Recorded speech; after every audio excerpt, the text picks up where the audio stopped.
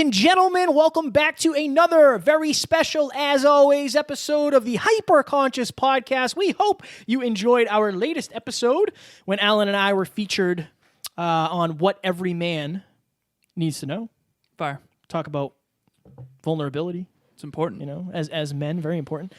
Shout out to Johanna, who sent me a message today that I was supposed to share with you, but I didn't. She said she absolutely loved it, and she was all about that episode. So nice. Appreciate you. Today, for episode number 446. Strong work. Yeah, we are going to talk about what? The board's behind me. We got to figure this out. How to stop breaking the promises you make to yourself. Perfect. Strong work. So this was Alan's topic. He came up with this. He's got an analogy about an elephant that you guys don't want to miss. So I didn't technically come up with it. Oh, so there's a book called Switch. It's a behavior book. Your girlfriend would love it. As a matter of fact, I think she's read it. She has it for sure. Yeah. So there is this analogy that Dan and Chip Heath, they wrote this book, and there's an analogy that's absolute fire. So imagine, and I've drawn this out several times for my clients, which is kind of hilarious because I suck at drawing. But there's a rider, there's an elephant, and there's a path. And the idea here is that the rider is your logical brain. So your rider wants to lose 20 pounds, okay? There's the elephant, which is your emotional brain, because the elephant likes peanuts. And then there's the path, which is your environment. So the idea here is that you need to align the rider, the elephant, and the path in order to achieve a goal. So for example, if your goal is to lose 20 pounds and hit 1,200 calories a day and exercise once a day, you need to make it so that the elephant wants to go in that direction. Because the main thing here is basically your logic, your rider, can want to go anywhere it wants, but if the elephant has peanuts off the path, it's gonna stray. And I'm totally making this analogy. That's not exactly how the book put it, but this is my kind of interpretation of it. But basically, so the question is, how do you keep the promises to yourself? We can all, and you've heard me talk about this a lot, anyone can exercise every day if they have a physically capable body. Very few people ever will. Now, there's three potential reasons. Number one, maybe you didn't decide to, logic. Number two, maybe you decided to, but your elephant basically didn't want to do it, which is natural because exercise kind of sucks, let's be real. Oh, yeah. And then number three, maybe your environment is not set up for success. In other words, if you don't want to eat Oreos, but yet you have Oreos in your physical environment where you can see them, and that's the trigger. And so picture two things. The elephant, the rider, and the path. Okay, that's the one side of this equation. And then you've got Atomic Habits by James Clear. It's got cue, it's got craving, it's got the behavior, and the reward. So if your environment is set up with negative cues, like let's say you have, Emilia and I were watching Netflix on Saturday night, and we're watching The Last Kingdom. And yeah. Don't know. Netflix, you know how when you and I used to watch Friends when we travel, it would take 10 seconds to get to the next episode? No, Like in between? It had like a timer of like 10, Oh, yeah, 9, 8. yeah. Okay, so now it's no seconds. Okay. No, it's 3. I think it's 3 seconds. And by the way, they skip the intro. They go right into the next episode. They skip the intro entirely. And I'm like, whoa, Netflix, you've Miyagi'd us. So we went 15 minutes over on our allotted time watching a show because we got triggered right into the next episode. That's the framework. Okay. I think I don't know. I struggle. I feel like I struggle when it comes to adding value on this because I usually don't want to do it. Like today, I did not want to get up. Right. Like literally, I did not want to get up. 0% of me wanted to get up. But in my mind, it's like, okay, it's 4 a.m. And then I start doing if you don't get up now, you're not going to you'll go to the gym, but you'll be late getting to the studio and you won't have time to prep for your call and you won't be able to do your system of success. You won't be able to get the teaser out and blah, blah, blah. Right. So for me, like I only make promises to myself that I know are necessary almost. What I think is really interesting about what you just said is that you made the elephant very conditioned in a good way. Here's how. You just went through your emotion of, I don't want to get up, okay? Your emotions don't want to. You want to stay in bed. Oh, yeah. But then you went to the logic, and you said, well, if I don't get up, all this other stuff, pain. So then the elephant gets up. And if you're out there right now, a good analogy for this is simple. What I try to say is if you have 2 out of 3, you're doing well. If you don't have at least 2 out of 3, you won't tip the scale and you'll never keep the promises you make to yourself. So here's a hypothetical. Let's say you promised yourself, if you're out there listening, that you're going to run a marathon in 3 months from today, 25 miles or whatever it is. And your friends and family are going to be there who you care deeply for, and they're going to be there to support you. They're going to take the time out of their day to come see you. Okay? 3 months from today. And your goal is to run every day. You set up a goal, logic, I want to run every day, and an end game goal of running a marathon. Your elephant emotionally might not want to run every day, but knows that if it doesn't, it's going to have massive pain. Okay? So you got to train your elephant. And then number 3, the path.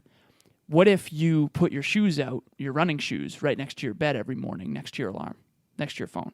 See, that is set up for success, and that person will actually keep the promises they make to themselves because the pain to the elephant, aka your emotions, is greater because otherwise you'll show up to this marathon and and have all that embarrassment, right? And that's why public accountability is so important.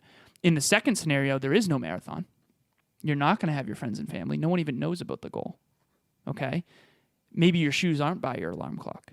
Guess what? You may want to run every day, logically, know that it's good for you, but you won't do it. And that's the thing. But even on that, this is the thing.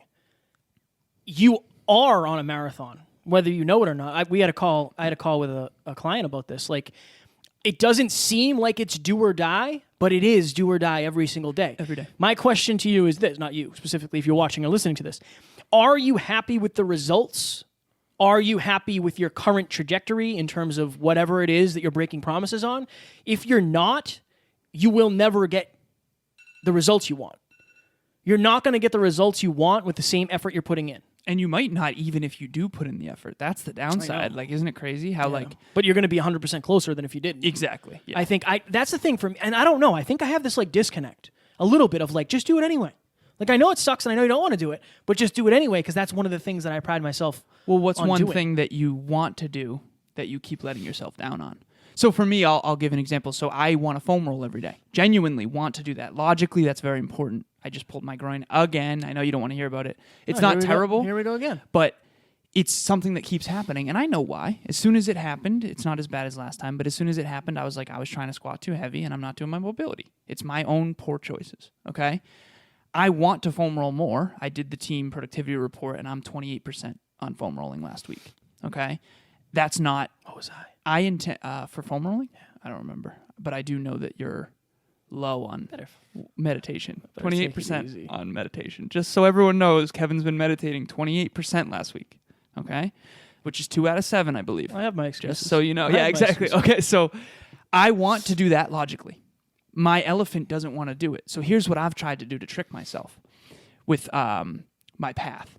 The foam rollers in my room, I'm now going to listen to those new books that I just told you about while I foam roll. So that will get my elephant, my emotions. Emotionally, I want to listen to the books. I don't want to foam roll. Foam rolling sucks. Yeah. Okay. But if I listen to the book while I foam roll, I can trick my elephant into wanting to stay on the right path. For me, I'm probably meditation. I think that's probably the best example. I meditated today.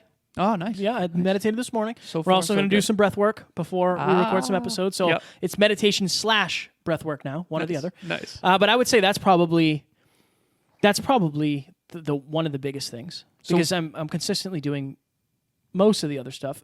This is another one. Facebook posting in HyperConsciousNation. Yeah. I've been jeffing because I don't know what to post. Straight up. I know, lack of clarity. It makes it difficult. Reach out to me or Alan and let us know what would help you the most. What would help you at the deepest level? If you're in a Facebook group, what is really going to motivate you, inspire you, whatever it is? Yeah, I want to know. Help you keep the promises you make to yourself. For sure. 100%. And just for that example, and then we'll go because the timer went off. Oh, yeah. So Kevin wants to post in HyperConsciousNation, logically, knows that might add value, but there's uncertainty for the elephant. Yes. Like, you don't know if it's going to make a difference. I don't know what to post. Yeah. Uncertainty makes the rider, the elephant, and the path jeffed. That's the 10-second blip? That's the 10-second blip. What's my 10-second blip? Do it anyway. No. There's something... I think everybody at every level is breaking a promise to themselves. Yeah. And I think, ask yourself, are you happy with where you are? And if if you stopped breaking that promise 1% of the time, what would that look like? Right. Okay, then stack on that. That's what I would say. Start small and stack. Yep. You dig it? Yeah. Ladies and gentlemen, if you're listening to this, it's Monday because we're recording this on Monday because we jeffed again. Tonight at 5:30 Eastern Standard Time. Oh, yeah. We have our weekly Hyperconscious Mastermind. The room will be open from 5:30 to 6 for you guys to network. Then 6 o'clock, we'll take the stage to talk about what is the frame on this?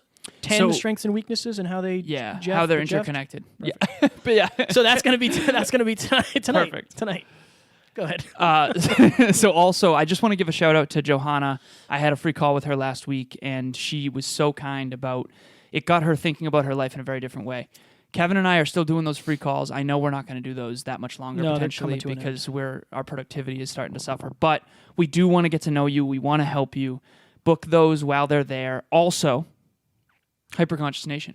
If you're not in HyperConsciousNation and you want to be, it's the books you read and the people you meet that are going to make the biggest difference in your life. HyperConsciousNation is an awesome community. Like, we have 288 people, and they're all hyperconscious. Like, meet people there, network there, join us there, and pretty soon we'll be adding some real value in there. We're going to figure out what to post. We always figure it out eventually. Always. And we will also. And up next, we have a live mastermind from last week. Yep. That was Finding Focus and Avoiding Burnout with Karen Christensen. That was a fire episode. We hope you will enjoy, and we will talk to you tomorrow. Talk to you soon. Bye.